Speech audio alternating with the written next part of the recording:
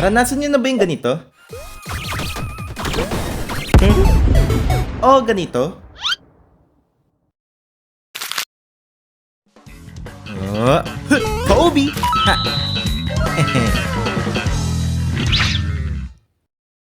O kaya naman yung ganito. ルームシャンブルズ Ano ba magandang kunin? Eh? Ayun!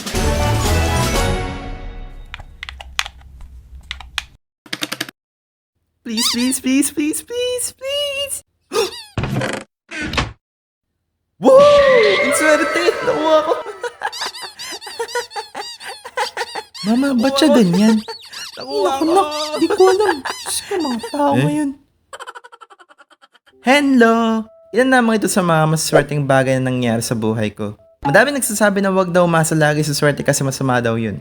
Which is true. Masama talaga pag lagi kang umaasa. Ibig sabihin nun, you're always hoping. Ewan, Cordy, balik na nga tayo. Pero ako, I'm different from other people. Sa lahat ng ginagawa ko, kaya naman inaasahan ko mangyari. Ang taas lagi na expectation ko na magsasucceed ito. With a little pinch of joke, post mo na natin swerte.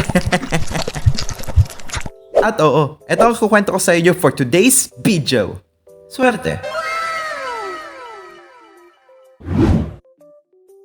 So ayun na nga, isang araw kumain kami sa McDo. McDo, baka naman. Kahit Jollibee Chicken McDo lang oh. Anong Jollibee? Umorder kami ng mga kaibigan ko ng 3 chicken fillet, 3 Coke float, at 3 regular price. Siyempre libre ko, para mukhang rich kid. Sige lang, dress to impress pa. Pero ko ubus na. By the way, shoutout sa 2 kaibigan ko na to. Sana mapanood nyo. After mag-order sa Ultra HD 4K Touchscreen Lite Pro tablet nila sa tabi, binayaran ko to gamit Cash G. Sir, 1K lang po. Sige po. Huh? Joke lang po. Ano ba naman to si ate? Kala ko totoo eh. Ito yung number ng resibo namin. Alalanin nyo kasi importante yan mamaya.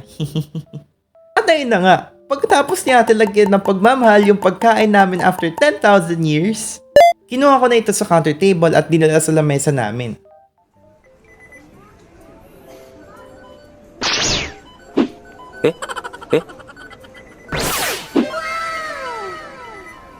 Wait, pause mo na. Ako na nga ng libre. Ako pa nagdala. Guys, anong ikaw lang? Tinulungan kaya kita. Ha? Sino ka? Ay. Uy, Jollibee Chicken McDo ba yan? Nung nakaupo na kaming 3 para kumain ng chicken fillet, fries at Coke float, bigla na ako tinawag ni ate sa counter ulit. Huh? At dito na nga iikot ang aking storya dahil binigyan kami ng kaparehong order ko. Oo, 3 chicken fillet, 3 Coke float, at 3 regular fries. Ulit. Nani? Nagulat ako. Sinabi ko kay ate nakuha ko na po order namin. Pinakita ko yung resibo ko. Tinignan ni ate yung resibo at kapareho daw ng number kaya naman sa amin daw yung pagkain na yun. Tinanong ako ni ate anong payment gamit ko. Sabi ko cash G po. Pinipilit at paulit-ulit ko siyang kinoconvince na wag na ibigay sa amin kaso pinilit din niya ako na kunin ko na. Kasi bayad na raw. Siyempre sabi nga nila, pag may blessings, dapat tanggapin mo. Kaya yun, tinanggap ko na lang. Ayoko kasi mag-make pa ng eksena doon dahil nahihiya ako sa dami ng tao. Ay, sige po, thank you po. Gusto mo akin na lang? Huh? At ayun na nga. Nagulat yung mga kaibigan ko dahil may dala na naman akong 3 chicken fillet, 3 Coke float, at 3 regular fries. Wow! Grabe ang swerte. At ayun, pinag-usapan namin ang nangyari. At lahat kami ay di makapaniwala sa nangyari kasi di namin alam kung bakit na doble ang order namin. Teorya ko ay baka nagkaproblema lang sa Cash G or nagkaproblema sa Ultra HD 4K Touchscreen Lite Pro tablet nila or isang swerte lang talaga ang nangyari.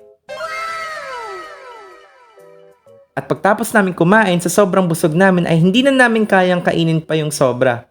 Kaya naman pinag-isipan namin 3 na ibigay na lang sa pamilya ko. Oop! O baka iniisip nyo ako lang nag-decide yan ha. Sabi nila since ako naman daw ng libre, ako na lang daw mag-uwi. As if ibibigay ko naman sa kanila, no? De, joke lang. Sa mga nagtatanong, na doble ba gastos ko sa Cash Cash G? Hindi. May ibang tao bang naghahanap ng order nila? Wala. Kahit din kami, akala namin may ganun na mangyayari. Kasi baka nagkamali lang ng number. Ba't di na lang pinavoid? Yan din sabi ko eh. Pero sabi ni ate, bayad na daw. And may proof silang pinakita sa akin. Swerte nga ba ang lahat? Oo. Pero sa tingin ko kaya nangyari to dahil sa sobrang bait ko. Wedding nga. And ayun lang. Grabe at swerte, no? Isa lang muna ginawa ko since mahaba ito at need ko i-explain na mabuti kasi medyo komplikado ang story na to. By the way, sana gustuhan nyo yung video na to. Sorry ulit if may kli lang Gagawa kasi ako ng Halloween special video para sa inyo. Ayun lang. It's shout-out time! Shout-out kay Wakido 016, Cherry Arts, M Animation 1, Clarence J. Nodalo 9875. Sana maligo ng best friend mo.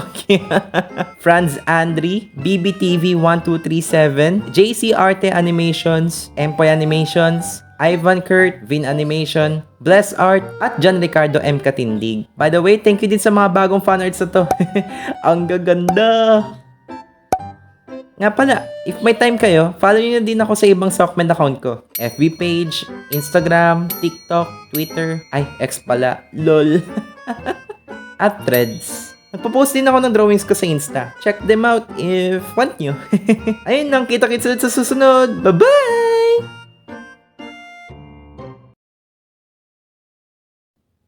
Tagal naman ng order ko. 3 chicken fillet lang naman yun at 3 regular fries at 3 Coke float.